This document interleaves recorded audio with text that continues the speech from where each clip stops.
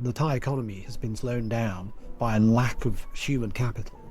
For years, we've had employment around 1% since the mid-90s. There are 150,000 open seats in the Thai market. We don't have enough people. Finding the right people out of school, out of college to come and work for you is going to become a new battleground. The best graduates don't make the best employees. It's about fit, it's about humility, it's about openness, it's about communication skills, it's about adaptability. We can't create more babies, but what we can do is have a better quality workforce. All right, welcome to another episode of Made It in Thailand. I'm here with Simon. Simon, thank you so much for joining me today. Oh, you're most welcome. I'm happy to be here. Fantastic. How about we start off with who you are, where you're from, and why you're here in Thailand? Sure. My name is Simon Birkett. I am a Londoner, England. I've been in Thailand since 91. I haven't been here permanently since 91. I've had a little bit of time away. I came here because my girlfriend at the time was posted to the embassy. I got involved with some startups and they were pretty successful, and I stayed. I went away and did some other things, and I came back about 15 years ago and have worked on 2 startups since then. So that's a rough summary. Wow, so let's talk about your background in the UK, your early life, because you came to Thailand when you were quite young. Correct. And you've been here for so many years. I know not continuously, but it's not everyone that kind of in their 20s, let's say, moves to Thailand. Can we start out with your early life, what you were doing in the UK, and then what kind of nudged you in this direction? Sure. So my background is standard for many, but not for others. I finished high school not really knowing what I wanted to do or how I would do it, even if I did know. So I left the UK and went to France. I'd studied French all my life, and my spoken French was pretty good. So I went to France for about 8 months and came back with pretty excellent spoken French skills. Came back for the hurricane that hit the north of France and the south of the UK in 1987. I think it was October. I'm thinking that would, change the market, and I should probably get serious and get a proper job. So I got a proper job, and I worked in the property market for 3 years.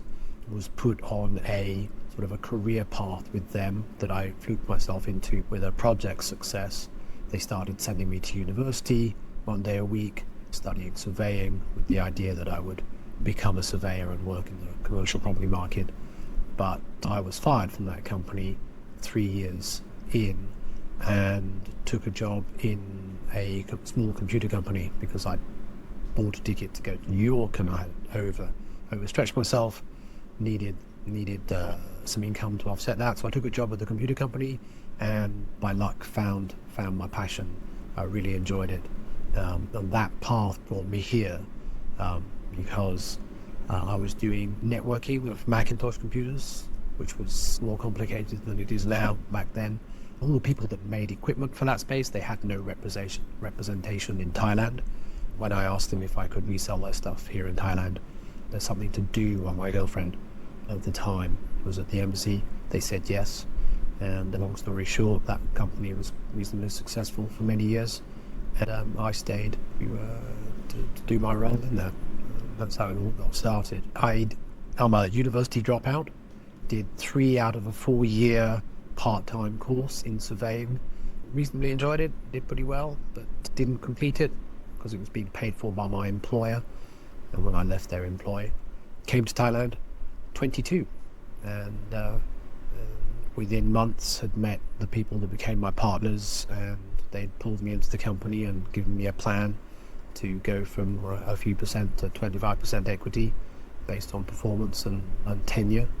And we did some amazing things over the 8 years that company survived until it all went belly up in 97 with the Asian flu that started here in Thailand, as you probably know.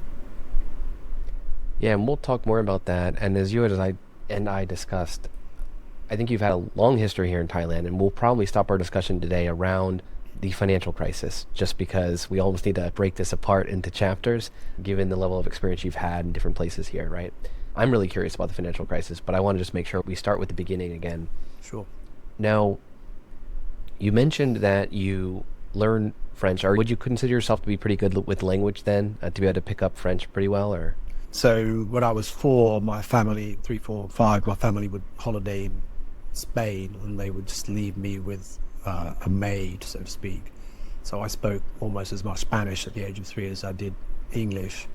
And then my school, we studied French from the age of 7 or 8. So by the time I got to 18, to have British A levels, I'd done 10 years of studying French, and I was reasonable at it. My written French was mediocre plus, but my spoken French was quite good. And we also studied Latin and German, and in my sixth form for the A levels, I also studied Russian. I've got a fair background. I wasn't particularly good at it, but I studied a bunch of languages, and I think they say if you study a second language before the age of 4, you get a second language center in your brain. It's discovered from motorcycle accident analysis, believe it or not. It's got a gory beginning to a good story. But if you study a second language before the age of 4, you get a second language center on the other side of your brain. And that's nothing I did to do that. But, so, yeah, my French was quite good. It's not any good anymore. It's been years. That's interesting. I have a couple kids, and they are both in school doing the multilingual thing, and their mother speaks Thai with them, I speak English with them, and it does seem to just come naturally when, of course, you have that at such an early age. And I know it can become an excuse, so it's to say, oh, it's easy for kids to learn it, therefore I'm not going to learn a language because it's hard for me. So I know that people can use it as an excuse, but I guess just a note for anyone who might have kids that they can teach at an early age, it sounds like it is a good advantage to do that. I think so. I think I have a thought out view about this. I think however good somebody is in another language, it's very difficult for them to express the nuance and the sentiment that they can in their own native language. So it's much better to be a listener to their native language, even if you respond in your own native language in order to do the same. I think if your language is good enough to be able to listen fluently, even if you can't respond fluently, there's a great advantage, not just to you, but to the speaker, because it gives them more latitude and freedom. But languages are great. It's nice to be a fly on the wall occasionally when that happens. Obviously, you can get yourself in and out of trouble if you speak the language enough. And it shows a degree of respect. A lot of people say that Thai is very difficult, and I can understand why they would. Some linguists say, in terms of reading and writing, it's one of the most complicated languages on the planet. But for conversational Thai, I think if you just put the complexity of the tones to one side for a second, there's a distinct lack of structure to Thai. It's relatively simple. There's no declarations, there's no declensions, there's no agreements, there's no gender. So having studied Latin and German, Thai was actually quite easy, but the tones are a nightmare. I get days where I can't hit a single one, and other days where it just seems to click, and it's how tired I am. Sometimes it works and sometimes it doesn't. The longer I'm here, the times that it works are more than the times that it doesn't. Yeah. Well, that's great. Like you said, it's I guess it's a lot of practice, and we'll dig deeper into your experience with Thai. I want to think back to like 91, right? So when you first were coming here to Thailand and your girlfriend was working at an embassy here, was there a bit of culture shock for you back in 91? And because I really want to paint the picture of, number one, what it was like for you making that move, but then secondarily, what Thailand was like during that time, because I assume it was quite different than it is today. So Thailand was definitely a culture shock. Even I traveled quite a lot as a kid, and I was used to going to different places, but Thailand was definitely a shock. It hits you multiple dimensions. It's hotter than you expect. It's more humid than you expect. It's way noisier than anywhere I've ever been before. It still remains the case. The food is wildly different.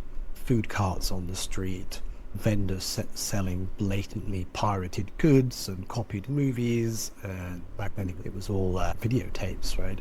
And all that sort of thing. That was a culture shock, but obviously a pleasant culture shock. There was nothing negative in any of that.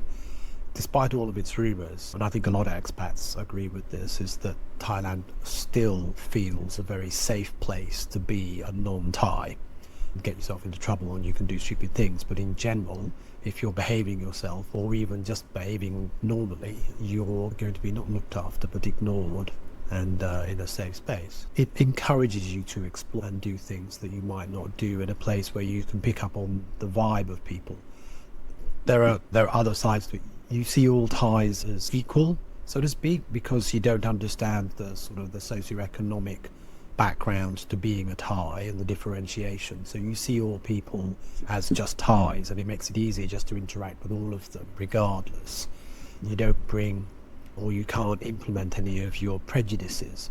And I think if you can realize that's what you're doing, it helps you set up for being a more open and receptive person to all sorts of people from all walks of life from different countries. It's certainly, I think that's a positive influence when you move to a different culture and not understanding the socioeconomics, as you can be more egalitarian in the way that you address everybody around you. But I'm assuming there were fewer cars, more motorcycles, more tuk-tuks, or was it about the same?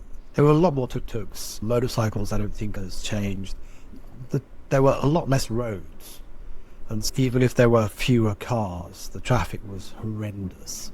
Absolutely horrendous. Somebody I know opened a bar underneath the expressway where Plunchit and Sukhumvit become one, so to speak. It was an area that used to be called Buckskin Joe's. It was a Friday night. It was the rainy season. It was the end of the month. So, of course, it was absolutely chucking it down. And somebody who prepared food and was bringing it from, I think, Sukhumvit 105, and they left their house at 5 o'clock in the evening, and they made it to the party at past 1 in the morning. And they had gotten out of their car and walked for an hour to a restaurant that they liked, eaten, had a few beers, and had to wait another 2 hours for their driver to catch up with them. So 3 hours to do 1 hour's worth of walking distance. It's just unbelievable. But that's what Bangkok was like in those days. Taxi drivers would get out of their cars and go and buy water for passengers because they were just sitting in the heat for too long. I think it's gotten better. Interesting. So people need to realize they have it good, right? We have the options for the BTS and some other things here now, and the expressways have made a difference. The BTS has made a difference. Obviously, financial crisis, traffic was great. And no one could afford the fuel to drive their cars. It wasn't quite that bad, but there was enough of a reduction in traffic or cars on the road to make traffic better for a good quarter or two. Always looking on the bright side, so that's good. Now, I'd also like to touch on how the business environment was different, because it sounded like you applied the skills that you had, and you brought a lot of these skills to Thailand, and you had a couple business partners when you were starting up. But how was that business environment? Was it a little bit easier to talk to people of different with different credentials, with different levels in business, things like this? Was it a little more flat back then, hierarchical in the sense of expats, or what do you think? I think it was. I think can't speak to any other industry but tech. Doesn't matter where you were on the planet. The late 80s and early 90s were a period where tech went from a few computers at larger, medium-sized companies to everybody having computers on their desk. And that was true here. It was behind, but not massive. And so there was an explosion in the requirement for tech. The tech industry was growing at 30 or 40% per annum from the late 80s through to the mid-90s. And so there was lots of opportunity and lots of money to be made, and there weren't a lot of expats. There was sufficient, but a large number, but not like it is now with many tens of thousands. And so it was flatter. You did have access. If you could spell and look confident, you could get to see a company and see a decision maker at that company. Whether you made an impression or not was really up to you and what you were flogging. But access was easier, I would say. And you take advantage of that, and obviously you have to deliver. And if you deliver, then you can go and do it again when you get a reputation. So it depends on what you were doing. Once you'd shown the way, there were lots of Thai companies with money that would come in behind you and compete for the next rounds of whatever it was that you were doing, and that would make it difficult. But if you were doing new stuff, then you had it a little easier, I think. So can we talk about the tech side? What is it exactly that you were doing with your business partners in these early days? What sort of deals were you making? What sort of projects were you working on? And what are some of maybe the projects and things that you're most proud of during that time?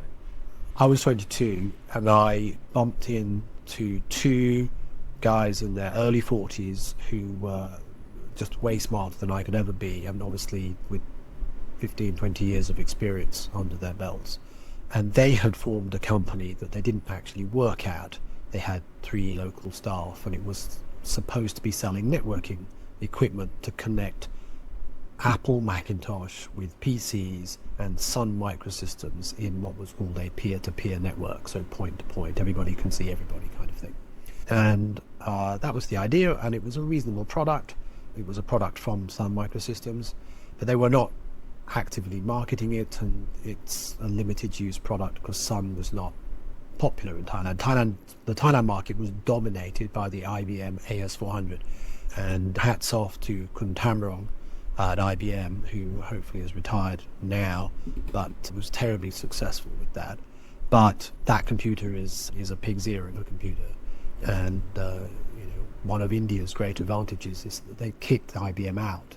I think it was during the 70s, and that was one of the reasons why in India they have such good Unix knowledge, which is the operating system that runs the internet today, because they didn't learn RPG 400 and COBOL to run on mainframes and AS400s, which is like a baby mainframe. So that was the market. Thailand was completely dominated by AS400. Desktop computing that we know and love today was a rare thing. What that company did, that company was called NetSiam, which was partly a joke. Nets, I am, as in I am networks. That was the founders. It was, what we decided to do was to focus on where the biggest networks were, or potentially were, and that was in publishing houses. Publishing houses put everything together on Macs. They were all connected via jovially called SneakerNet, where you copy what you want onto a floppy disk and then you run it around to the next computer wearing your sneakers and plug it in and copy it back to the hard disk in that computer, if it had a hard disk. Remember, the 90s were light on hard disks and memory.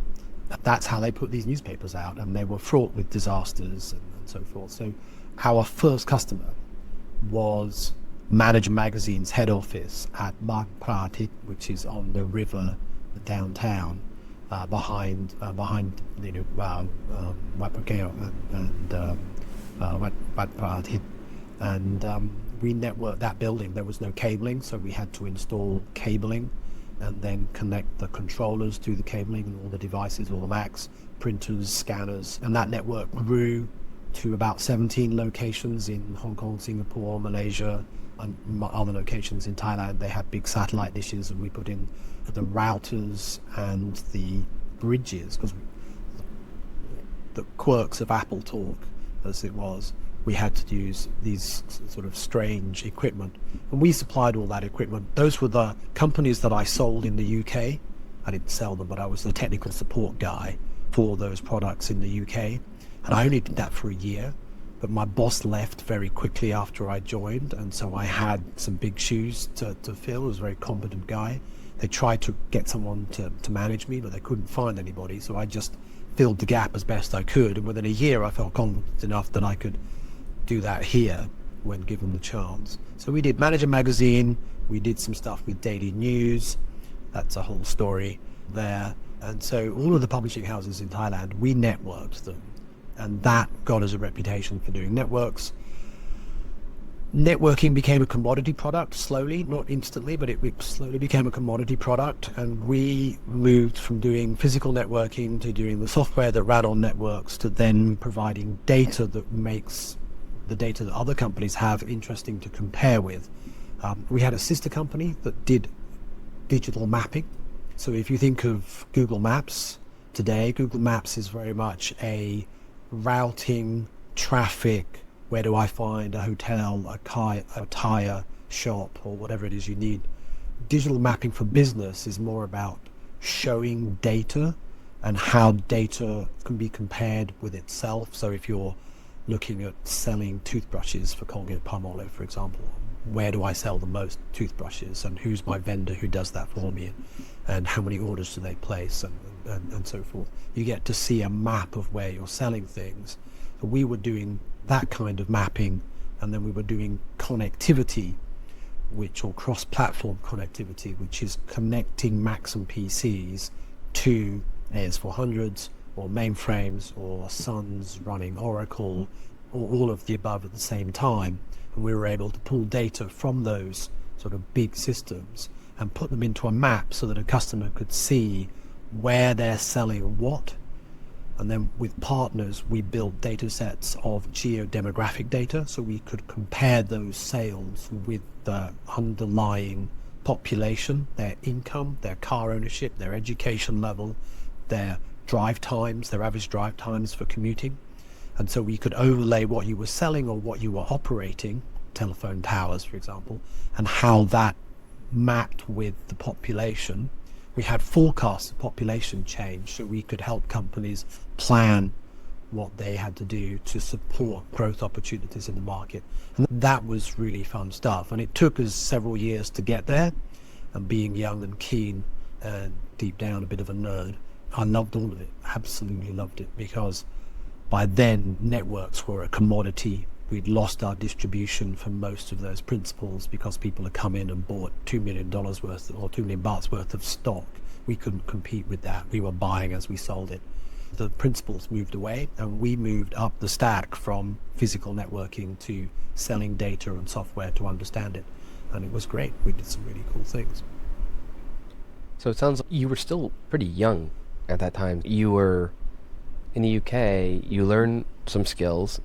Maybe you were a little bit underutilized during that time. Then you're jumping over to Thailand, seeing an opportunity, working with a couple of business partners, and already leveraging the skills that you had built up previously in the UK. Is that right? I think the more honest answer is applying the skills that I had to what they could do. The guys that I worked with were older and smarter and more experienced than me. One guy was the country manager for Sun Microsystems. His name card said technical support, rest of world. And that's when Sun was based, where it's still based where it is today, although it's disappeared. They had one guy in that office who was tech support for everything outside of the US, and that was this guy. And he moved to Singapore and then moved up to Thailand. He was a Unix techie. The other partner was a software development guy. He was a meteorologist, so he did fluid dynamics and weather forecasting. And he was doing a PhD in the application of chaos theory to short-term weather forecasting at MIT. And, I just got myself in there because I had some boxes to sell. So I was very privileged to have access to people with genuine big system computing understanding. And they dragged me along with them. And they taught me, some of them taught me stuff directly and others taught me stuff by exclusion, what not to do. That's a whole different topic. But then there was a third partner, ex-US Air Force, who had worked for three-letter agencies doing signals analysis and sort of weird and wonderful stuff. And he was an electronics engineer who the Air Force, in their wisdom, had pulled him off the flight line at Utapao during the Vietnam War and sent him to Johns Hopkins for a bachelor's and a master's degree in electronics engineering. And he played a role in several significant projects for US defense and built Thailand's. He was the project manager for Thailand's air defense system, radars along the border, and then microwaves sending the data back to Don Mueang Military Air Force Base. That was a project in the 80s, and it was in the $700 or $800 million range. In today's money, it's a $4 billion project. He knows more about networks and security than, he's forgotten more about networks and security than most people will ever learn. So, yeah, it's nice to think that I played a major role in that, but it was definitely a supporting role. I think you might also downplay your own skill set. You said that you had a few boxes to sell. You could fill a gap, but what do you think they saw in you? Keenness and energy, perhaps. You'd really have to ask them. I think the simplest what they saw in me is they had a company that they wanted to sell networking stuff through, and I turned up with the number one vendor in every sort of dimension of networking available, effectively in my pocket. Before I came to Thailand, when I knew I was coming, I went to Glasgow to see my ex-boss. She helped me with some planning. I flew to California, went to Apple World. I saw all the principals, came back, went to Glasgow, gave her a debrief, flew to Bangkok, saw Apple represented through Sahaviria. I saw some distributors. I then flew to Hong Kong to see Apple's headquarters and met them and tied it all together in a business plan that was a little embarrassing when I look at it now, but it was my first attempt at the age, I was 21 at the time. And I turned up with literally a document that said, these are all the products we need to do proper networks and connect Macs to big computers that I knew very little about in those days. And they looked at it and they said, that's it, that's fait accompli, that's everything we need all in one place. All we have to do is be nice to this little English kid, which is what they did. And they took me under their wing and made me the deviance that I am today. Now, there were good times which later led into challenges, I'm sure, but even during the good times, I'm curious, are there any big challenges that you face? Let's say during that time where it's these deals with like Manager Magazine and it's doing all these networks, what would you say were some of the biggest challenges that you faced during that time? I think the biggest challenge, as I alluded earlier, was the first time you get a free run, and then second time there's a large Thai organization standing literally in the lobby as you walk out saying whatever they said minus 10%. And that was literally the MO. Even the people that were selling Apple computers had set up a foreigner as their education dealer. He would go into an international school, present a deal, having negotiated the prices. If I buy 200 of these and 100 of those and 10 of these, what price will you give me? And so they then knew what the volume was, and they'd go and he'd walk out and someone would be sitting there. Some cute sales girl from this big Thai conglomerate will be sitting there saying, whatever he said, minus 10%. And that's what we struggled with, was keeping the conversation on value rather than price. And if I'm to be negative about doing business in Thailand, I think value over price is a lesson which is still being taught and is still not as well understood as it could be. And so that is it's not even a layer of complexity, it's removing of all layers of complexity and sticking to the facile that makes doing business in Thailand complicated. Now, there are probably verticals where that doesn't apply. I'm sure that friends in the legal space, they get hired because of value over price. But there are commercial or user-centric businesses that touch on retail, so to speak, where price is pretty much the be-all and end-all of discussions. And that's disappointing because I'm a solution salesperson, it turns out. Over the years, I've honed some skills in that space, and solution sales are almost never to do with price. They're all to do with value and feeling assured that when you buy something, you're going to get more than what you've paid for in terms of support and someone to talk to about what to do next. And if it comes down to talking about price, all of that stuff has little value. So you're competing in this market, which is, it's just getting undercut left and right? So you're always having to compete with the 10% less gal in the lobby. Now, if you were to do anything differently, I understand that you're a solutions-based salesperson, you understand the value rather than just focusing on price. But was there anything that you would do differently if you were to go back during that time that you think would have set yourself up for more success? I don't know. To be honest, I think it all worked out very well. I think the one thing that we lacked was a core sort of staple product that we could rely upon for regular business to keep the lights on and keep the staff paid, and all of the fancy highfalutin stuff that we were doing would be gravy money. Turns out that those projects, they kept the lights on and paid the staff and provided us some pretty good margin at times, and our revenue was very peaks and troughs rather than stable with the occasional bump on it. I think we could have done with something more staple as a product or service to do. But that's really, I don't know if this is a good time and segue into the financial crisis, but that's what happened. We got to the financial crisis having built a reputation for doing new stuff. So the first one number food delivery system in Thailand was Pizza Hut. I'm going to say it went live in 94 or 95. I do remember it was a Sunday, and I do remember that we took 40,000 orders on the first day of operation, which is a lot. And we did it. It was successful, and we bid for McDonald's and we lost it because someone offered a 10% discount or whatever we said. And when the financial crisis turned up, all of the work that we were doing, connecting maps to computers and that sort of thing, that was all high risk budget from the perspective of our client. And all of that budget just vaporized overnight. And we were left literally kidded. What's the game? Dancing, running with chairs. We have to sit down, that one. Oh, yeah. Got it. Yeah, we were left with no staple product to fall back to. We just had all these fancy projects where they said, yeah, we love to do it. And we would absolutely do it if it wasn't for this dictum that said, thou shalt not buy anything but pencils, erasers, and toilet paper. These big deals, when you land a very big deal, you're flying high, you're living the good life, but it sounds like that baseline wasn't built up to where you feel the big high and then you fall down to nothing, as opposed to falling back to some baseline that you've built up of recurring revenue, something maybe less sexy, it's just something that, as you said, keep the lights on. Yeah. That's interesting.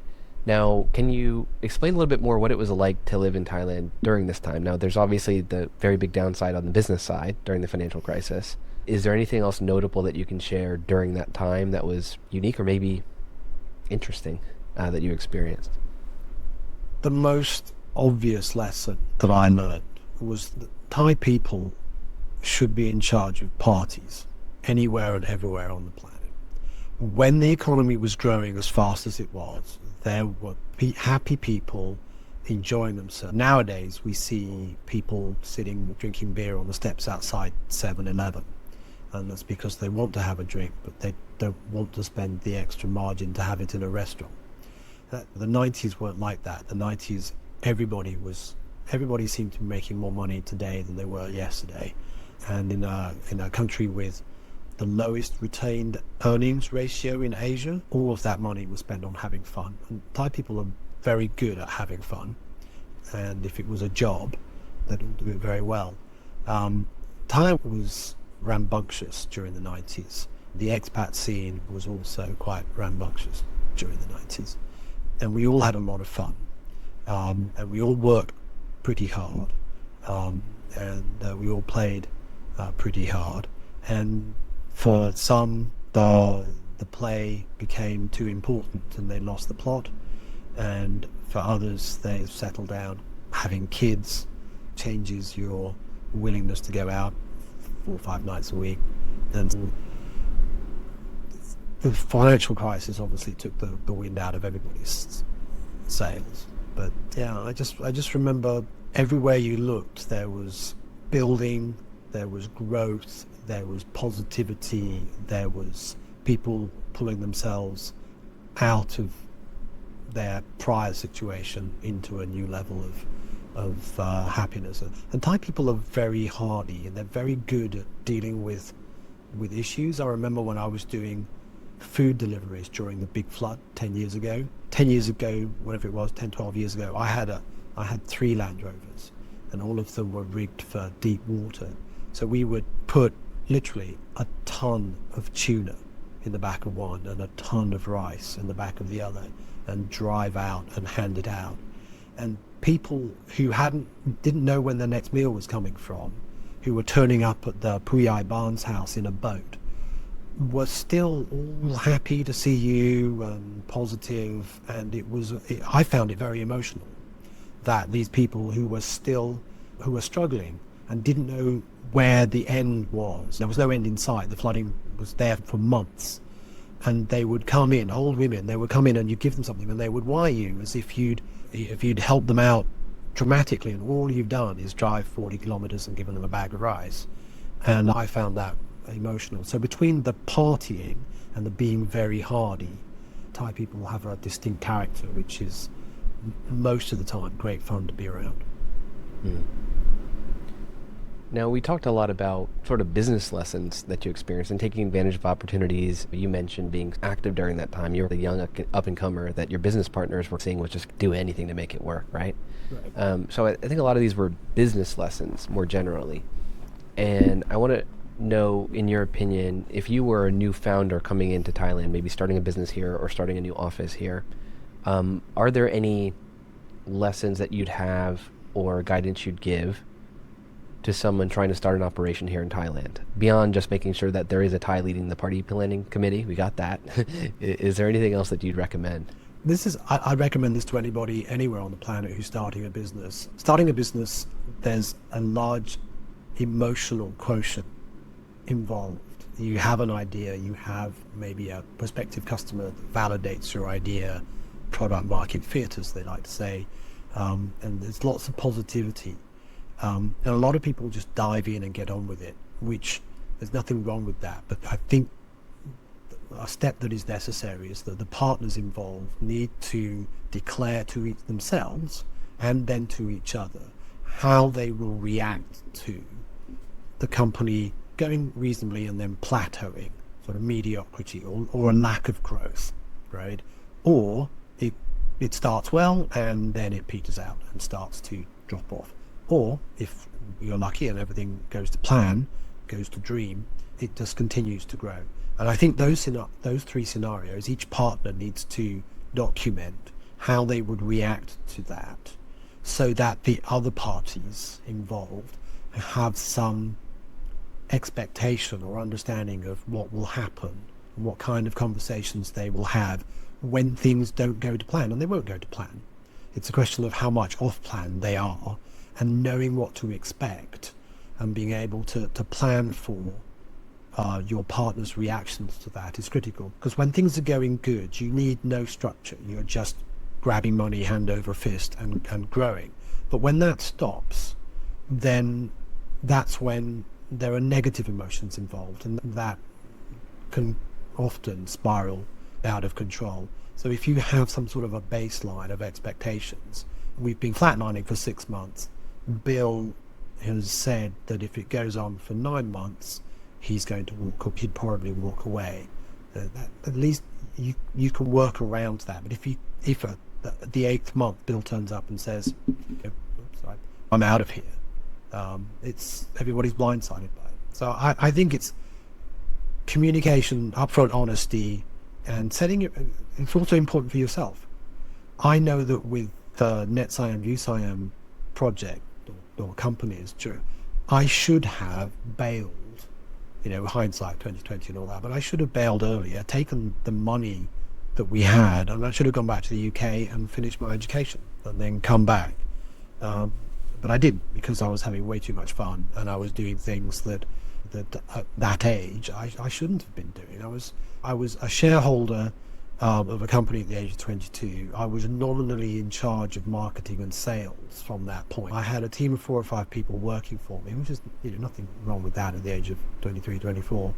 But I was there at the management meetings and at the board meetings and all of that sort of thing, and it was above my pay grade, and it helped me become who I am. But I don't think it helped the company as much as it could have done. They could have done with someone a little older and grayer than me. I should have taken what I had and consolidated it with a formal education, but I didn't. It's interesting that you say that. I wouldn't have expected that from you, because as much as you say in hindsight being 2020, you could have spent that time to go back to school. But from what I understand, you didn't love school when you were in school. No, I didn't. I mean, see, I'm not a classroom learner, but I think sometimes you have to do things you don't like. I think that comes with getting older. You just have to buckle down, and buckling down and doing things I don't like is not my strength for sure. And which is probably why I didn't do it, because I knew what it would be like, and I stayed here instead. I should have taken a different path, but that's okay. I've learned the lesson, and I've tried to apply it to what I'm doing now. I didn't know what I wanted to do when I left school, which is why I went to France, and I didn't want to work in the commercial property market when I took that job. I didn't know it from a hole in the ground. I did know that I needed to do some work wherever it was and experience that whole environment and everything that entails before I decided what I wanted to do.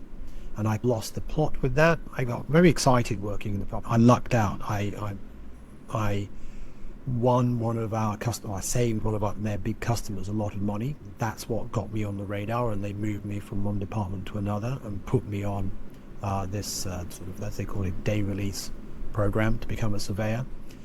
And then I got into computing by luck. They had a network of Macs in the research department, and they had a data general computer running everything else, mainly word processing. They also had a database of valuations for every retail property that the UK has ever had. And irony of it all, I got fired from that company for conceiving of an idea of taking their proprietary copyrighted maps that they'd drawn themselves of every high street in the UK and colouring those maps in a computer with the values, rental value or yield or change of yield or change of rent or occupation type. Is it a service? Is it retail? Is it food?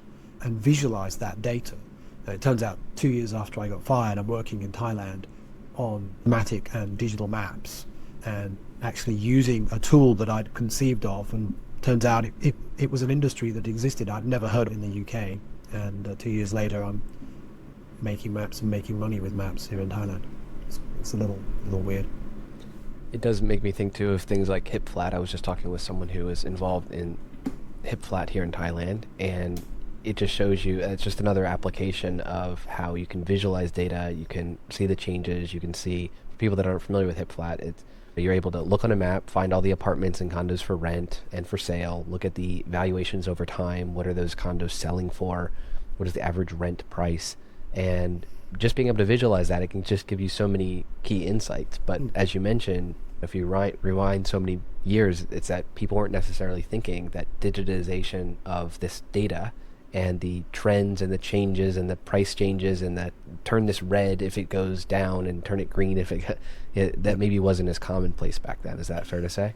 It's very fair to say. It was very much an emerging market. It was, like most things in technology, it was a US-centric market. The company MapInfo that we used was based out of New York, and we were reselling MapInfo in Thailand. We'd made our own maps of Bangkok and Thailand. We partnered with the Bangkok Guide company to make a map of Bangkok, and then we used other source data for maps of Thailand. And the sort of stuff that we were doing was pretty revolutionary. Let me give you a unit of measure to see how revolutionary it was. We partnered with a regional transportation company called Sindhu Pike Bodell. And they'd heard about us through, we got a lot of press coverage in the 90s. Tony Waltham at the Bangkok Post was a great asset to us. He put a lot of stuff in the Bangkok Post in those days about NetSiam and USiam, and they read about us. They came to see us and they invited us to their office. We went into a conference room with a table that seated about 12 people. You could only just get into the room because the walls were waist deep in I think they're A2 sized books of spreadsheets. Just all four walls. And this was data that they had been paid to collect by the Bangkok government to do long-term transportation planning for the city. So a lot of these transport lines came out of that research. They'd collected data on who lives where. They'd broken Bangkok down into some 500 and something zones that were quite really small for finite analysis. They had car ownership, they had education, they had number of people per household, they had where do you drive for work and what is your average drive time between the cells that they had created. So these are, some Kate in Bangkok would have 4 or 5 of these blocks, and those blocks were based on transport and driving habits rather than administrative. There's no way they could have solved that data. They had millions of data points. If you put it in a spreadsheet, you'd just lose your marbles trying to look at it. But we could put all of that data into a map and put it on a screen, and people go, oh wow, look at that. And people with no idea of how to use a spreadsheet could look at the map and realize that there was something in the data that was of interest and needed to be drilled down upon. The visualization capabilities were great. Anyway, the story is we did that. MapInfo knew about it when the company in New York, a company called Penn and Sherm Associates, they were contracted by the Clinton administration to help with planning where to do promotion of his re-inauguration or his re-election campaign. They called MapInfo and said, we're having trouble using large data sets with MapInfo. Do you have a specialist? And they said, no, we don't. But believe it or not, if you go to Bangkok, you'll find the people that do it do the biggest data sets in our system on the planet. And so they came out to Thailand and they spent a month with us, and we were teaching them how to use object relational database technology and plugging it into MapInfo. And they went back and built them and got elected, and we actually didn't have anything to do with that, but that was on them. But we were a leading light in that space for a few years. And that was really cool to know. It's really interesting. I don't want to draw a connection where there isn't one, but one thing that I think about when you share that story is it is strange for them to be coming to Bangkok to learn this. And part of me thinks that when you have more of the Wild West days, I know it's the East, right? But essentially a time where there's less barriers to entry, there's more things going on, there's potentially more innovation. It seems like when there's less red tape, let's just say, and things are just working, you're just doing whatever you can, then you end up with this innovation in Bangkok that didn't come out of somewhere else. And do you think that had anything to do with it, that you guys were able to innovate more and do more? Maybe it's because you're smaller or whatever, but it's strange for Clinton's campaign to have to fly to Bangkok to learn this stuff, right? It is very strange. There's no doubt about that. I don't know. There was a lot of tech savvy in Bangkok during the 90s. There were foreign experts doing the Thai meteorology department's rollout of a national weather forecasting system. They licensed the BBC, or is it BBC? It's the weather service out of the UK. Has a very advanced, used to be one of the biggest mainframes on the planet back in the 80s and 90s, doing weather forecasting for the British Isles. And the Thais licensed that, and they ported it from one computer to another computer.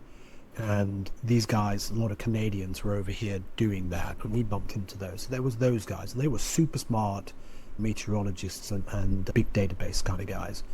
There were the people in the hard disk industry who were over here. There were chemists and engineers and process engineers, and there was us, and there were a whole bunch of people doing software related stuff. And we all found out about each other, and we all used to hang out on a regular basis, and we would just nerd out and listen to other people's war stories about niche little things that they were working on that kind of made sense to us, but we couldn't repeat it as we cross-pollinated. There was a real buzz to Bangkok's tech scene in the 90s that it was a contributing factor to why I hung around, because I was still one of the younger guys in the group, and all these people that could do all these things that I'd previously only seen on television, and there I was standing among them and talking about it. It was great, really great. So I think when it comes to our company, I think there's just a lot of luck. We had guys with hardware experience, database design, software development, and large data. And when that comes together and you've got a toolkit of, we can access any data on any kind of computer, and we've got maps of Bangkok and streets and shops and of the rest of the country. If you talk about it enough, ideas definitely just drop out of it. There's definitely an element of luck, the coincidence of everybody together talking about it. And then was the general, there's nothing we can't do attitude, the tech sector, the tech bro kind of mentality started back then. Technology was going to take over the planet, and we were leading the charge. That was the sort of the thought pattern, whether it was declared or not. Everybody felt it to some degree. I'm going to ask you for a quick forecast here, just since we are in this space of innovation, technology, digitizing data, things like this. When is your forecast for when someone will be able to go into a bank in Thailand and get a bank account and or get banking done without signing 27 pieces of paper manually each time? When's that going to happen? The rumor that I've always thought is that the people that make those policies have large shareholdings in the paper manufacturers. So that's the conspiracy theorist in me. I don't know. Maybe inside of 10 years. I remember when I moved to Singapore, someone gave me a sort of compare and contrast tidbit. They said, if you go to court in Singapore, all your documentation must be submitted in PDF. That was when I moved to Singapore, 2001. My phone is that company account from the previous company. And when I want to change promotion, I need to take a board resolution to do it. It's a little Yeah, so I haven't changed my promotion in a while just because I cannot face the amount of signatures I have to do just to make that happen. Yeah, I think it just plays to the point of you have to laugh about it, right? So that's You obviously do, where I'm you making do. comedy out of it. I think you can get grumpy about it, but you can also just say, okay, I just have to dedicate a day to changing my phone promotion, if Right, not more in your case, because you're coming in with an old plan, clearly, old right. promotion. It's that old But phrase, it is what it is. We're not going to change it. You can rant and howl at the moon, it's not going to change. There, it does, there are lots of ways to improve it. I spent years of my life working on process, the process of managing change for software, which is a niche in the change space. But it's a process, and if you run a business that's dependent on technology, as most people do these days, it's actually quite important now. But so I've thought about this quite a lot. There are ways, there are lots of ways to do it better, but it needs the political will, and it also needs bigger fires to have been put out. mm, Right? A lot of people ask when they come to Thailand, they say, how come it's so dirty? How come there's trash? People just stop their pickup trucks and throw trash into an abandoned plot of land. In a in a developing economy, there are much bigger fires to be put out, and that's the downside. That's some things just are free for all, and other things are regulated and regimented.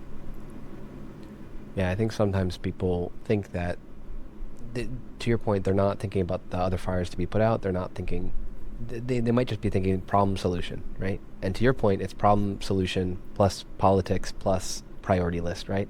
And I think sometimes people, that is the naive view in my mind as well. It's just seeing a problem and thinking, oh, I'm new and I'm here to fix it. Right. It takes a little while to get acclimated and realize, yeah, it's not, I don't think we should give up on that problem solving mentality, because it's good to always innovate, come up with new ideas, but you also need to know that sometimes that problem hasn't been solved for other reasons, and sometimes there's not political will to solve it, and sometimes it takes a little bit longer being in Thailand to start to realize what you can change and what you can't change. But I want to focus on the things that you can change, and that brings me to what you're doing with Tinman. So you had shared how the start of your story here, you had this career path, but you probably didn't know the way to go. And I think it worked out for you, but you had to go through these very interesting paths, right? You're learning a little bit here, learning little bit there, coming to Thailand, applying some knowledge that you knew, being there at the right time, having the go-getter attitude, right? And so it worked out in the end, as you said, right? But it was hard, and maybe it wouldn't have worked out. So I think that might bring to the topic of what you're doing today, what problem you're trying to solve for others that might not be so fortunate otherwise. Sure. 2 years ago, a chap that I met in Hong Kong, while I was in Hong Kong, came to me with a plan that he was working on for what sounded like a recruitment product. He's a recruiter. He was a high school teacher in New Zealand, head of science at a public school, moved into recruitment and has been doing recruitment in Asia for 30 years. Was in Hong Kong for many years. Then he came to me with an idea that I just considered was recruitment. And then on further detail, it's a way to help fresh graduates or undergraduates transform into workers by getting them career relevant easier and faster. And when he explained it to me, it suddenly resonated because I remember that I didn't know what to do or which direction to go. And if I studied this, what are my paths? And if I study that, what are my paths? And I think it's worse here. And it's also worse because of technology has increased the cadence at which jobs appear and disappear on the market. There are jobs that are popular today or high volume today that will have disappeared in several years' time. And there are new jobs that we haven't thought of that will come up in their place. And even those may be only several years before they disappear because of the impact of technology, automation, and eventually, not today, artificial intelligence. So Tinman was instantly attractive to me because it solved a problem that I had gone through myself in not knowing what to do or which direction to go, and not being prepared for that transition from being a student in a protected environment to being kicked out the door and working in a place where instead of getting detention, you get fired, or you're they let you stay, but your promotions are never going to happen, or they're severely delayed, or whatever, and your salary is crimped. It's a very significant transition for almost everyone. Tinman is there to make it better, and I'm really happy to be involved with it, because not only do I bring my personal background, but I bring sort of some technology understanding to turn their idea into a product. It's taken longer than we thought. It's more complicated than we thought, but we're launching right about now, talking to universities, polytechnics or vocational colleges, and talking to companies that hire anybody between the age of 18 and 24, trying to help both parties find the right people who will stay, people who are incentivized because the work aligns with the things that they care about, or the work activities that they find enjoyable. So we want young people to find career relevant work more easily. We know that if they stay in their first job for several years, it will impact their earnings in their midlife dramatically. And that might not be a message that's easy to get through to young Thais who are perhaps not the best long-term planners on the planet, but it's a fact and you can't avoid it.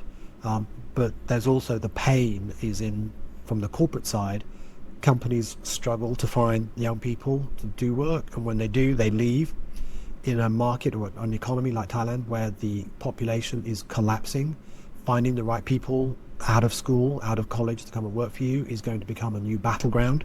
And we're very confident that Tinman will be the mechanism by which companies find the right people more easily and students find their right way forward more productively. Right. So here in Thailand, and I guess this is everywhere, right? But there's people typically lean on things like job boards, or job postings, whether that's LinkedIn jobs or JobsDB, whatever. So the common ones here. Or there's, for some jobs, and these aren't the new coming jobs, but there's like the headhunting. And I have a little bit of experience with hiring through posting a job on a jobs board, as well as working with headhunting companies. Now, on the jobs board side, I think a lot of people have this spray and pray approach, right? Get a lot of applicants. Some of them don't even want to do a very basic assignment or an introduction because they're just hoping they can get a job, right? Right. And sometimes there's not a good alignment there. It's just, there's a job opening. Let me see if I can get it. Fingers crossed, right? Yeah. And that does lead to a lot of wasted time on both sides. Additionally, something that can happen is that people sometimes accept jobs because, hey, wow, I'll go through the whole interview process. I'll get a job now. I'll have a paycheck. Great. But then maybe they never actually wanted that job, and maybe they told the employer what they wanted to hear to get through the door, and then there's the saving face stuff here. So people are going to be less direct over maybe it's not their passion, maybe it's not what they care about, and they might not show up to the second week of work. Right. And there are some of these things that can happen. So I just reinforce that there is a pain point there. Both, I'm really emphasizing the employer side of it, Right. but there's a pain point there when there's not a good alignment.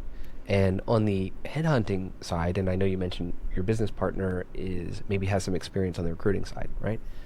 I've seen that some people in the space also have a little bit of a spray and pray approach. So they might go to an employer and say, I'll get you all these great candidates. They'll go to the individuals and say, I'll get you all these great jobs. And sometimes there's not a lot of planning there either. Sometimes it's, okay, they say they need this technical certification. This guy has that technical certification. Let me just fingers crossed and hope it works. Right. And I'm sure there are better headhunters and recruiters out there, but I'm just saying some of them are just working on commission, and especially new headhunters often have that mentality. I just need the volume up. So let me just talk to as many people and then pair up as many people and hope that one of them lands. And so that can cause a lot of chaos in the market. So it sounds like what you're doing with Tim is maybe addressing a lot of those problems, because it's about getting deeper with maybe the employer need, and it's getting deeper with the skill set of the potential employee, and hopefully doing better grounded matchmaking. And I'd like to maybe dig a little bit into that, about how you go about delivering a better quality connection or fit than the two methods that I described. Well, that's very accurate observations and a great question. Let me just answer that before I tell you how Tinman works. Not a lot of jobs on LinkedIn for fresh graduates. So fresh graduates, there are kids on there, but it's difficult for them to find stuff. Thai students are hesitant to use the job boards because it exposes their email and their phone number, and there are companies that just scrape that data and call them and offer them insurance sales, telesales jobs. And there's a lot of negative sentiment in students because of that, and so they ask to get onto those boards. For recruitment, it takes the same amount of effort, the same amount of man hours to place you or me as it does a fresh graduate. The commission, the industry average is 6 weeks of salary. I'm going to hope that you and I would get paid more than a fresh graduate here in Thailand. If there's a recruiter out there, they would focus on placing us because the payback would be much higher. And so not a lot of recruiters focus on fresh graduates. They're pretty much on their own, which just compounds the problem. It's the significant transition. They're going from a mollycoddled environment at school to easily get slapped for making a mistake at work, and there's no one building a bridge between the two and helping set expectations and pointing them in the right direction, so they're less likely to make errors or have made the bad choice. You hit the nail on several nails on the head when you talk about the reasons why they take the job. They take the job because they have debts they need the money. It's a brand name company that they think would be a good employer, which is often not the case. They know that there's a good training program involved. They take the training and then they stop turning up. So it's 6 months in after they've been trained in a warehouse management system or a customer relationship management tool or SAP training, and then they're out the door with that training, leaving that company spinning its wheels, having expended the money, reduced the efficiency of several resources by applying them to training that person, and then they get no long tail to get the reward back. So everybody's losing out. It doesn't look good on the kid's resume as well. It reduces their employability over time if they keep jumping jobs. I know recruiters that if they see someone who's changed job 3 times in 2 years, they disregard them just out of principle because they're not reliable. Recruitment typically requires, if someone leaves within a year, that you find a replacement for free. No one will do that if it's a graduate, because there's a high chance 25% of Thai graduates will change job within 6 to 12 months. So they won't take on the risk. The reward isn't there anyway, and they don't have the skills. All they've got is a grade in a course from a school. And that's very difficult to work with. Because of all of the above, what Tinman does is Tinman uses 70 years in the market psychometric analysis to help kids understand themselves, the kind of work activities that they are going to be more comfortable with. Those align them with roles, jobs that they are more likely to be happy at. And if they're happy at it, they're more open to learning, they're more accepting of correction, and they're more likely to stay. If they stay, they benefit and their employer benefits, and that's the sort of the mutual goal that Tinman is striving to do. We don't do matching based on you studied engineering, go talk to companies that employ engineers. We do it on the basis that these are the role types that you match with.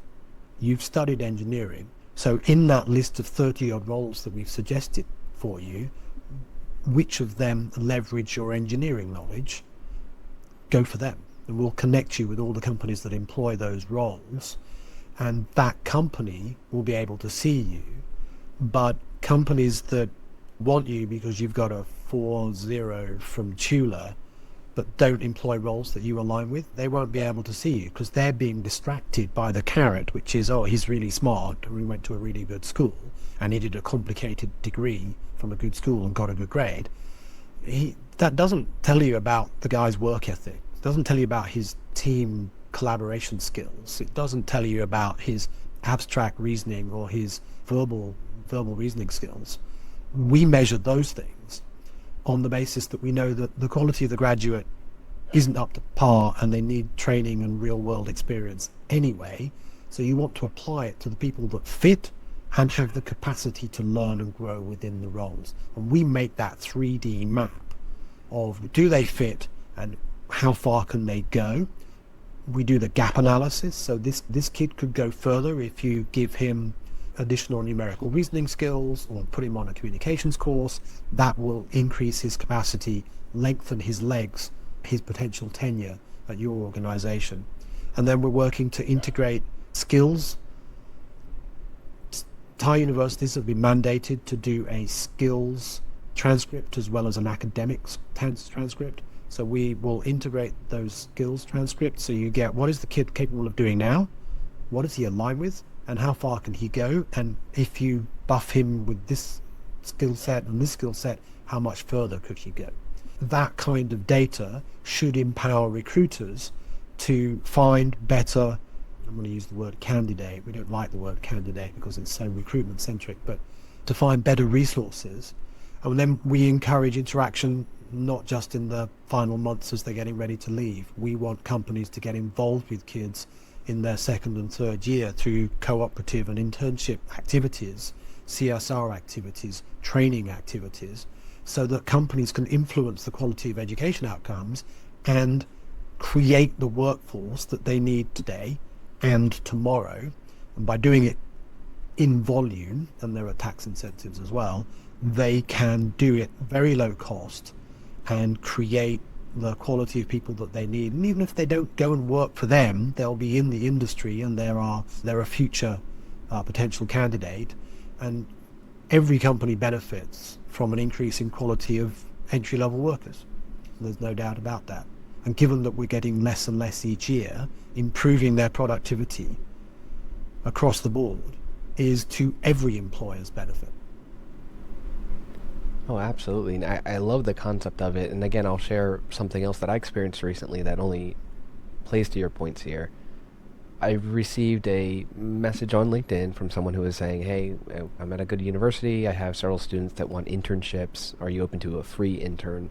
And as much as, to your point, these individuals still going through school, looking for internships or graduating soon, they have a tough road ahead, right? They have to crack through. But me as an employer, I'm thinking, I can't just take a person, like a human body, like just telling me, hey, you take this human body and train them up, because it's not free to me. It's not free to me. And so I'm not saying it's not good to train fresh grads or to help people in their first job or whatever else, but I'm thinking I don't have the capacity to take a body and then turn them into a productive something. That's a ton of my time. Right. Now, granted, if this was an individual that already showed that they are skilled in this way, really interested in this, able to do this, they probably can't help a lot day one, but still there's more of a long-term view, because I think, fine, I'm going to be taking a bit of a risk for the first 3 months, but I know this isn't just a body. This is a human being that wants to do this thing that probably could help. Then it's mutual benefit, right? And then I'm maybe willing to invest more time into them. Another thing that I've experienced in the past, maybe not directly, but I've heard of some of these individuals working for those 6 months. You mentioned someone on board, you train them on some logistical system or whatever, or some proprietary software or whatever. Maybe not proprietary, in fact, but they learned SAP or something. And then, okay, they've got that. Now they then apply it to their family business, right? And so you can see why people would say, I'm going to go to the name brands, or I'm going to learn these name brand things, and then I'm going to go back and help my family business. Totally fair. I get why someone would do that. But those individuals are less likely to go through the process that you just shared with Tinman. Like, they're not going to say, let me make sure I got a job that I'm really going to, that has this kind of career trajectory that makes sense for me, that is aligned with this. Like, the fact that they even go through that process with you almost ensures that they're thinking more long term. They're not looking for a job for 3 months or 6 months, because if they were, it would be wasted their time. So I'm guessing that you're going to be working with a different, not caliber necessarily, but a different type of person that's motivated and thinking more long term to go through this path. We hope so. To be honest, I think it can benefit everybody, but it is the first student users are going to be the ones that are more niche type, thinking forward planners who have seen and heard career advice and taken it on board. Unfortunately, in Thailand, universities are only mandated to give 4 hours of career advice to students, and from what I've heard from some students is they put all graduating students in one lecture hall with one teacher for 4 hours and no questions, because you can't take questions from that many people, and that's it. So they tick off the minimum mandated level. vocational schools and high schools actually have better career advice infrastructure. They have a career advice teacher. But universities don't do it so well. And they just assume that because they're university kids, they're going to get jobs anyway. It's not about getting a job. It's about getting the right job. There are 150,000 open seats in the Thai market. We don't have enough people. We need more Burmese, Cambodians, and Laos to come in to free up Thais to take jobs that add value. And that's a political thing. But the Thai economy has been slowed down by a lack of human capital. For years, we've had employment around 1% since the mid-90s. Unemployment around 1% for 30 years. And that's not a good number. You need slack in your labor force. How do you invest $1 billion in a battery factory in Thailand if there aren't people to man the stations in it? Now, if it's an automated factory, it's less of an issue. But Thailand is behind the 8 ball on automation, and a lot of stuff is manual, and there aren't the people to do it. So it's an anchor slowing down the entire economy. So we can't create more babies, but what we can do is have a better quality workforce that can do more quickly in its career, and hopefully Tinman can help move the needle, among others, in that space. Now, what's the experience like on the resource, or I know you don't like the term candidate, but let's say students at the time that are going into the workforce? What is the experience like for them? And then potentially on the employer side, what is the experience like for them? Is this like a platform that they're joining the platform and they're seeing a select number of people? Is there someone that's guiding them through the platform? Are you, again, working with schools and helping them get their students in it? I'm just trying to better understand tangibly what this is like working with Tinman, or if there's an employer or a school that's thinking about working with you all, what does that look like for them? Okay, so let's start with the schools. It is a platform. We work with faculty to help them get their students on board. We will also be directly marketing to students to get them on board. They don't need their faculty involved. They can connect to companies directly without teachers being involved. But the teacher's role within the platform is to be able to, firstly, leverage a new understanding of their students by knowing what their students align with. There's a very two-dimensional grid that exists. You've got the courses that they study and the year that they're in. And what Tinman does is give you a line through that finds all of the people that align with this role and that role. And then, because we're using workplace psychology and we have repeatable data in that gives a platform that's data-based for the faculty to communicate with employers. Dear HR person, I have 187 kids who actively selected this role as something of interest to them after they matched with it using Tinman. Let's start talking. It's literally that. Tinman doesn't get involved. We don't do guidance. We don't do any sort of manual activities in that. We just provide the connectivity over third-party repeatable data. It's not authored by the student and embellished, or modesty kicks in, as if.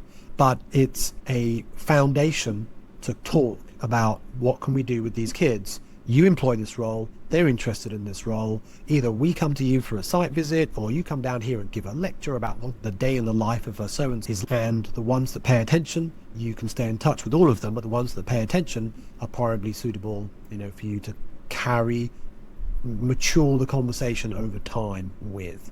So we are, talking to your point about taking on an intern. You run a very small company, so the percentage of total man hours taken away to look after that person would be significant. But in a large company, it's less significant, and they can handle that.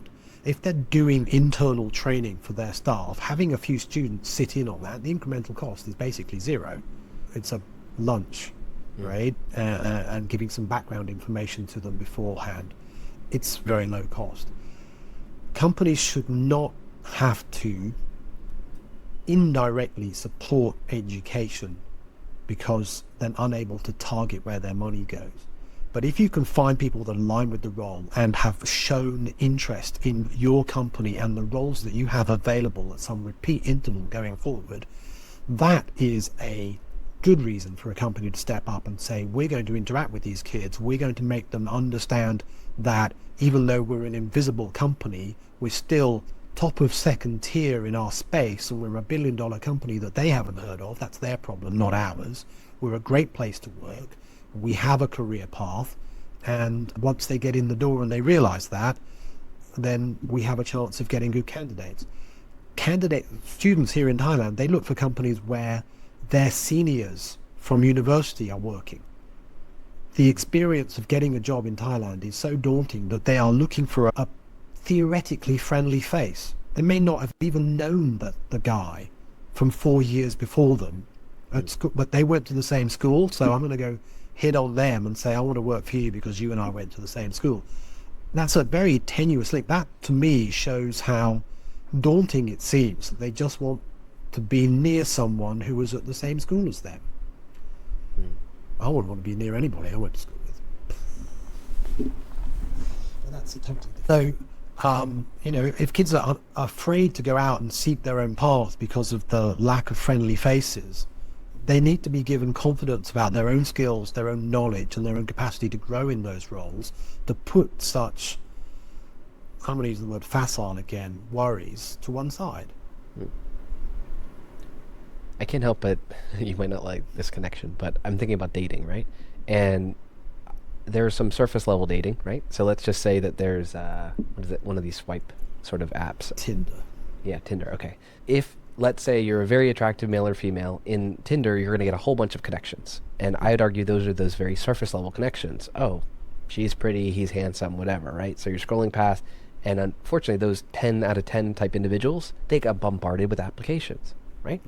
And the 8 out of 10s or 7 out of 10s maybe don't, right? They're less well known. To your point, they could still be a large company, right? Taking this analogy, they could still be a good person, but they're not necessarily getting the attention they should get, and we're just focusing everything on very surface level. And by the fact that you're basically saying to someone, hold on, this company has this skill, can help you in this skill, they're of a certain size, or whatever, they basically have a good personality. They're going to be good for you long term, right? And so therefore, you might want to go on a date with them. You might want to check them out. You're giving them that backing. And then you can probably end up with much better connections, long-term relationships, because it's not just based off one image of someone. And as you said, it's data.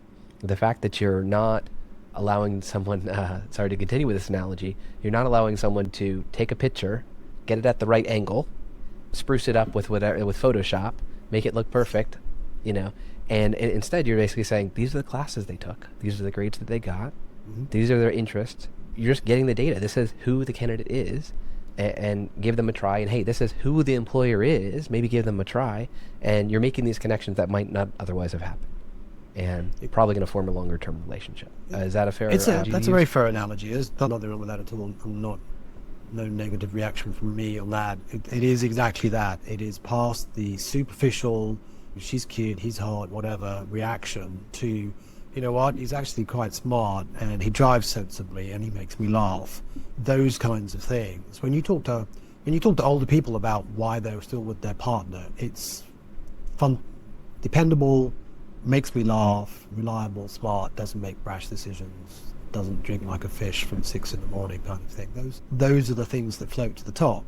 And very few people in their 40s say, oh, I'm still with my wife because she's smoking hard, unless she's 18. That's not the response you get. Yeah, we try and get past that superficial. There's much more to becoming a good employee than getting a good grade. Interestingly enough, I was at an AmCham event, I guess it's six or 8 weeks ago, where the top of the ticket of lessons learned was the best graduates don't make the best employees. It's about fit, it's about humility, it's about openness, it's about communication skills, it's about adaptability. Those are the criteria that people look for. And no one has that, except Tinman. It's exactly the kind of stuff that we track, because those things go with you across, they are transferable skills. In fact, one of the tests that we provide is called transferable skills, abstract reasoning, verbal reasoning, numeric reasoning, and so forth. And they're independent of the job that you do. And they do change, but they change slowly over time. So they certainly change with training. So we're just trying to provide that accuracy of finding people. We provide more data than most companies will need to use to find people. So we've got nearly 20 coefficients of data. Most people will use 3 or 4. And what that means is that they can make a bunch of hiring using these 4. And then next year they drop this one and they add that instead, and they see how it works out. And they can continuously improve the way that they engage with young people and get better at it. Thai people don't spend time to understand value as much as they could. They also don't dive much beyond the sort of the headlines when it comes to companies. So everybody wants to, if you're an engineer at a vocational school, you want to work for the people that make Toyota or BMW now, and Ducati. But there are lots of second-tier companies in Thailand who are suppliers to Ducati and BMW, who are excellent employers and world leaders in their space, and billion-dollar companies, but because they make a part that you don't see, it's not the badge on the front of the hood of the car, these students don't know about them. And in many cases, they're better places to work. Knowing that company exists and being able to connect to them based on alignment and fit should not only help students find work that they'll stay at, but will help a lot of these non-brand name companies get access to people who will support their vision and mission and so forth. Hopefully we're burning the candle on both ends in terms of delivering value for both sides of that platform. I love that too. I'm thinking of your example of Ducati. It's that if you are applying to work at Ducati and there's a long line of people that want to do that or that are applying, and then you may or may not get the job. And if you get the job, the point is you're somewhat replaceable because there's a long line of people that want that job. And as a recent graduate, you really need to prove yourself. And it almost is maybe even hard to prove yourself in Ducati because you're going to have an entry-level position. Whereas if you maybe go the side door, which I'm always a proponent of, it's don't necessarily go down the path everyone else is going down. And if you instead go to a maybe lesser-known employer, as you said, it could be a great employer, could actually be very prestigious and great and well-known in the international market, maybe just not headline as well-known. And then so you work for them, and in one scenario, you work for them and you love it so much that you stay there. Who knows? That could be a 10-year career or whatever. Mm-hmm. Or maybe you learn a ton, provide a ton of value, and prove yourself over 2 to 3 years. Then, if you moved over to Ducati, they probably really want to work with you because you've already proven yourself to work for someone that indirectly is working with them or is a supplier to them or whatever it may be. And you've already shown that you can do this thing, and now you're probably going to get a much better position in Ducati than going in the front door. As you said, it's important to look past the headline or the name in some cases. Sometimes it goes a slightly different approach, and you can have a much better career. And it's really a win because, like I said, as long as you can prove yourself, now you've got that first job that you needed. Mm-hmm. Now you enjoy it. You're probably getting treated pretty nicely because maybe that employer doesn't get as many applicants or whatever else, right? And you shouldn't use that employer, but what you should do is give that employer a benefit because that's going to help you get another job if you do choose in the future to leave. Think a little more long-term on this, but if you do, the payoff is there, right? I agree wholeheartedly. I'd also say the smaller companies are just so much more fun to work at than large companies. There's so much protocol and process and paperwork. It's like going to the bank. At some companies, the amount of paperwork you have to sign. But small companies are more dynamic. Small companies are the source of innovation in any market. Big companies just continue to do what they do because it takes a long time to change their direction. If you like excitement, dynamicism, don't go work for the big banks and the big manufacturers. Go work for their number one supplier of some component part that's critical to a car or a motorcycle or whatever, and make your name there for sure. Yeah, I couldn't agree more. I do a lot of consulting, advisory, and part-time leadership for small businesses exclusively, and it's because of those reasons that you mentioned. It's that it's a lot more fun. You can have a lot more impact. And so for me as an advisor, I can actually steer the ship more. I can actually make sure that company's headed in the right direction as opposed to checking boxes or whatever, which isn't as rewarding. So you actually want to have a little bit more of an impact. Yeah, totally agree. With that, I really appreciate the time, Simon. I think you've shared a ton. Your experience here in Thailand is great. Hopefully we'll get you back on another episode to talk through some of the other history you've had because we ended at around 1997 or so in terms of your history here in Thailand. But I want to leave it with the best way to get in touch with you. So if someone is either looking to learn more about Tinman, what's the best way to get in touch? Or if they're just want to sit down with you for a few beers and hear some very interesting stories, which there's a ton we didn't touch on yet. There are a lot of interesting stories you have. What's the way to get in touch with you for that as well? So I think people interested in Tinman, they can find Tinman Asia on LinkedIn or tinman-asia.com for our website. And then Simon Birkett at LinkedIn. There's only one. There's more than one Simon Birkett, but there's only one in Bangkok. And it's the guy with the great haircut. Reach out to me and I'll say hi. Thanks again, Simon. Really appreciate it. Not at all. Thanks for having me. Well, I hope you enjoyed the episode. A big thank you to Simon for sharing his journey with us. If you are a business owner looking to hire recent graduates, or you have any connections with local universities that are trying to help their students get better matched to employers here in Thailand, be sure to reach out to Simon on LinkedIn or visit tinman-asia.com. I've included links in the show notes. If you got value out of this episode, please subscribe, share, and leave a review on your favorite podcast platform. I hope you learned something, and I'll catch you on the next one.